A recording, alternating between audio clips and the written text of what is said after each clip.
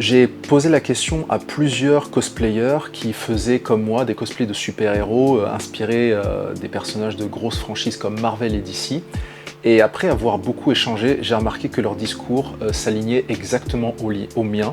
C'était d'avoir quitté ces grosses franchises pour se concentrer dans des communautés et des niches de franchises beaucoup plus intéressantes et beaucoup plus solides. Et aujourd'hui dans cette vidéo, je vais vous expliquer les raisons pour lesquelles j'ai quitté les franchises Marvel et DC au détriment d'une franchise beaucoup plus solide. Bienvenue à tous, bienvenue à toutes, bienvenue dans cette nouvelle vidéo. Alors, pour celles et ceux qui me suivent depuis longtemps, je fais du cosplay depuis une dizaine d'années, entre 12 et 13 ans je pense, et j'ai fait essentiellement de cosplay de super-héros, comme Cyborg, Deathstroke, Batman, Black Panther, Darkseid, Thanos et bien d'autres. Parce que j'ai toujours aimé les super-héros, enfin l'univers voilà, des capes, des masques, tout ça. Également des émissions comme F3X, le choc des héros, qui passait le samedi ou le dimanche, je pense que c'était le dimanche, et c'était génial, ça passait à la télé, c'était la petite dopamine de super-héros avant de reprendre la semaine. Ça m'a toujours inspiré, bien avant la sortie des gros films comme Spider-Man avec Tobey Maguire, même le Batman de 1993 était génial. Quand j'avais fini mes études, j'avais le temps, donc je me suis dit bah, très bien, je vais me lancer dans des cosplays. Et mes premiers cosplays, c'était le Master Chief de Halo et quelques super-héros comme Spider-Man, ou Deathstroke ou Deathshot, voilà. L'univers Marvel ou l'univers DC a été construit sur un lore, sur des univers, sur des interactions de personnages qui inspiraient, qui donnaient envie et qui motivaient à suivre un peu leurs valeurs et leurs exemples. Pour prendre par exemple l'univers Marvel, vous connaissez, il y a eu quelques films qui après ont donné naissance au MCU, le Marvel Cinematic Universe. Vous connaissez l'histoire, c'est un groupe de super-héros qui se sont tous réunis pour combattre un mal qui voulait détruire l'univers de moitié. Et donc on a eu un lore qui s'est concentré sur ces interactions de personnages, sur des croisements entre plusieurs films, sur différentes interactions, et qui a mené à un combat final. Comme vous le savez, Thanos a été défait, le super-héros principal Iron Man a été mort. C'était bon, rideau bouclé, c'est fini, au revoir. Mais comme vous le savez, quand une franchise fonctionne très bien, eh bien, il faut toujours relancer la machine. Et c'est là que, à partir de 2020, les événements ont commencé à s'accélérer avec la production et la sortie de films, de séries, pléthore et à tous les niveaux. Et c'est là malheureusement que j'ai commencé à perdre pied sur cette grosse franchise Marvel-Disney, j'aime bien préciser quand même les deux, parce qu'on nous a offert du contenu qui était de piètre qualité, des scénarios qui étaient très moyens et des acteurs qui étaient vraiment pas terribles, qui ne savaient pas jouer et qui ne donnaient clairement pas envie de s'attacher à leurs personnages. Ce que j'appelle un peu du contenu fast-food. Voilà, c'est vite mangé, vite oublié. Et là, c'est pour parler de l'univers Marvel. Comme vous le savez, il va y avoir les films Avengers Doomsday et Avengers Secret Wars. Lorsque j'ai appris que Robert Downey Jr. était rappelé pour jouer le méchant principal dont on connaît le rôle dès le départ, c'est Iron Man, c'est vraiment qui est la tête représentative de la franchise Marvel. Et quand j'ai su par ailleurs que c'était les frères Russo qui nous ont offert Captain America Civil War, Captain America le Soldat de l'Hiver et les Avengers Infinity War et Endgame, c'est là que j'ai compris qu'au final Marvel était capable de tout faire pour maintenir son public proche de lui. Malgré ça, je n'ai senti absolument aucune envie et aucune attirance pour ces deux projets. J'irai peut-être voir les films, mais honnêtement, c'est peut-être seulement si on m'offre les places. Parce que rien que le film Spider-Man Brand New Day, au-delà du fait que Tom Holland et Zendaya sont vraiment pas des acteurs qui m'intéressent, j'ai entendu les critiques, au final le film était moyen, pas terrible, il est au final représentatif des derniers films Marvel qui sont sortis. C'est pour ça que je ne vais quasiment plus au cinéma pour voir des films Marvel, parce que les films sont de piètre qualité, comme je l'ai dit, avec des histoires banales, bref, ça ne donne clairement pas envie.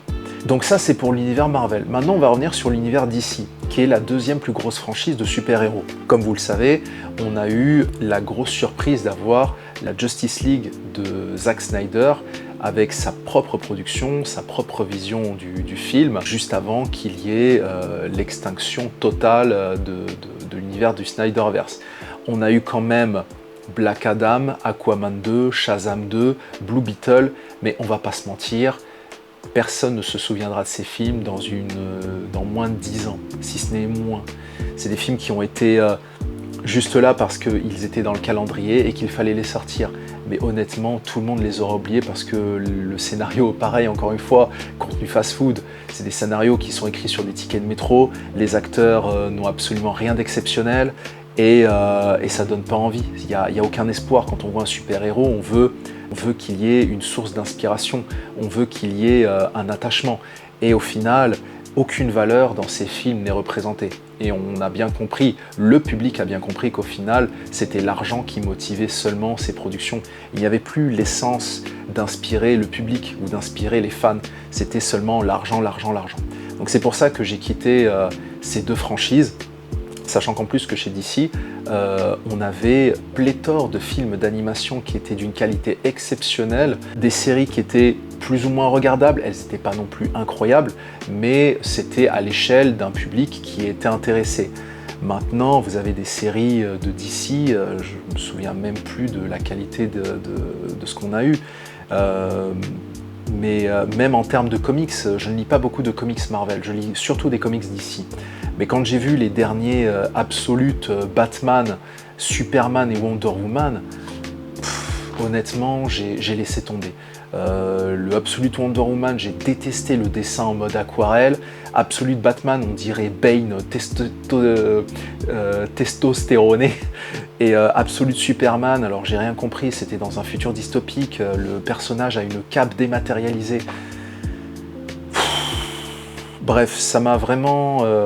j'ai lâché, j'ai laissé tomber, et je pense que j'ai commencé à lâcher vers 2021, quand j'avais vu, je pense que c'était Doctor Strange 2 qui était sorti à ce moment-là, et il y avait quelques films intéressants, mais honnêtement, j'ai laissé tomber. Voilà. Il y a encore des films d'animation qui sont plutôt sympas, comme vous le savez, Spider-Man Beyond et Across the Spider-Verse. Enfin, Beyond, il va bientôt sortir. Across the Spider-Verse est déjà sorti, ça a été une claque visuelle. Honnêtement, voilà, il n'y a pas grand-chose qui me motiverait à revenir dans ces franchises.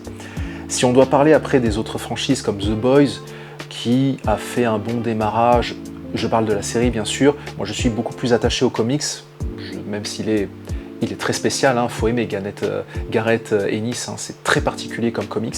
Mais j'aime bien, ça se regarde bien, ça se lit bien. Mais la série a été catastrophique sur la fin. Beaucoup de propagande, politiquement orientée. J'avais perdu l'intérêt de regarder cette série. Le final était vraiment bof de chez bof. Et au-delà du fait aussi qu'il y avait des spin-offs qui sont sortis. Enfin, un spin-off qui est sorti, c'était Gen V. Alors quand j'ai vu le scénario, quand j'ai vu le casting, j'ai été persuadé que ça allait bider et ça a bidé. Même pas de suite, ça a été annulé littéralement. Apparemment, il y a un spin-off qui va sortir sur le petit soldat. Honnêtement, je vois même pas l'intérêt. Mais bon, c'est un peu comme ça, malheureusement, quand il y a des grosses franchises comme ça, on sait que ça fonctionne, ben on va traire la vache, quoi. On va la sécher, quoi, clairement. Pour l'univers d'Invincible, c'est une bonne franchise aussi, c'est assez intéressant, même si, comme pour The Boys, je suis très attaché à la bande dessinée, mais la série, honnêtement, l'animation est très bof, hein. Je compare ça à la série Avatar, le dernier maître de l'air, qui était sorti 10 ans auparavant. C'est un peu catastrophique, quoi. Quand on voit l'effort d'animation, c'est triste, quoi. C'est vraiment, on vit une époque d'animation vraiment pas terrible. Entre ça, One Punch Man saison 3, on se demande pourquoi ces gens-là sont payés. Enfin bref. Vous additionnez un peu tout ça, vous faites un peu la somme de tous ces arguments. Maintenant, qu'est-ce que je vais choisir comme franchise? Alors, vous allez me dire, est-ce que c'est vraiment important d'avoir une franchise à suivre? Non, évidemment. Mais pour les personnes de ma génération qui ont suivi un univers, qui sont attachés à quelque chose qui les inspire, à ce qui les motive, que ce soit Goku dans Dragon Ball Z, ou Naruto, ou bien Superman ou Batman, ou bien Gundam ou Pacific Rim, peu importe, on a toujours un personnage qui nous inspire, et de ce personnage, il y a l'univers et du coup la franchise qui nous intéresse. Et moi, je voulais quelque chose qui m'inspire, qui me donne envie de me lever le matin, même si j'ai pas besoin de ça pour me lever le matin.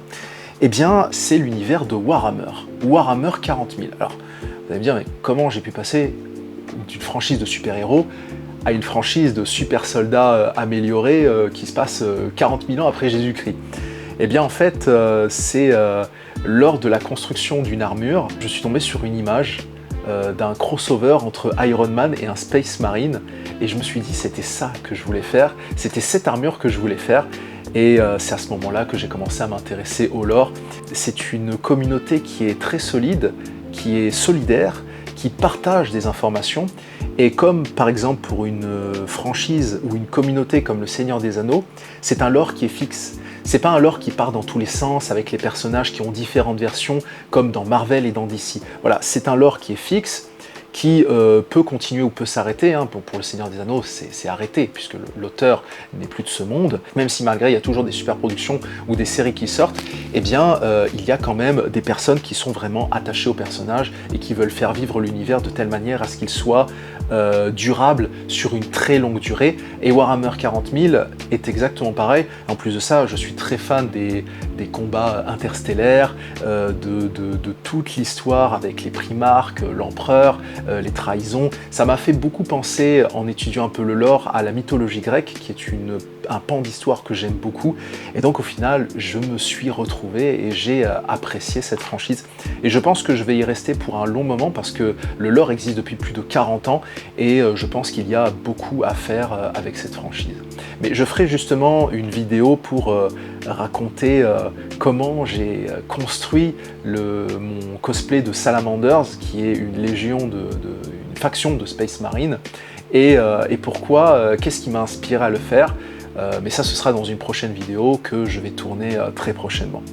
Donc voilà les raisons pour lesquelles j'ai mis un terme à l'univers, ou du moins j'ai mis un terme plutôt à la confection de cosplay de l'univers Marvel et DC. Je serai toujours un grand fan des super-héros, notamment pour les comics des années 2003 à 2012, comme par exemple le run Green Lantern, que j'ai trouvé absolument magnifique et extrêmement émouvant. J'ai rarement pleuré devant un comics, mais celui-là était tellement poignant que chaque année je me refais un petit comics run, et Green Lantern de Geoff Jones, pour moi c'est l'un des meilleurs. Pareil, Injustice, qui a été inspiré du jeu vidéo éponyme par les créateurs de Mortal Kombat, ou Deceased, qui est un peu la version Marvel Zombie, mais pour DC. Et bien sûr tous les comics de Justice League avec l'apparition de Darkseid, tout ça, ou bien, qu'est-ce que j'avais aussi, Earth 2 et Future's End, un peu de Watchmen, un peu de Batman, voilà, c'est des comics qui n'ont plus la même qualité qu'avant, mais qui me donnent toujours envie de pouvoir les lire. Voilà, mais écoutez, mettez-moi en commentaire s'il vous plaît si vous êtes de mon avis, si vous êtes toujours attaché au monde des super-héros avec le contenu médiatique que nous avons actuellement, ou du moins les contenus divertissants qu'on a, ou si comme moi, vous avez décidé de lâcher pour vous concentrer sur quelque chose d'un peu plus authentique, d'un peu moins fast-food, et qui vous plaît intérieurement et qui vous donne envie d'inspirer votre entourage ou juste vous-même. Voilà, je vous dis à très bientôt, prenez soin de vous et à la prochaine.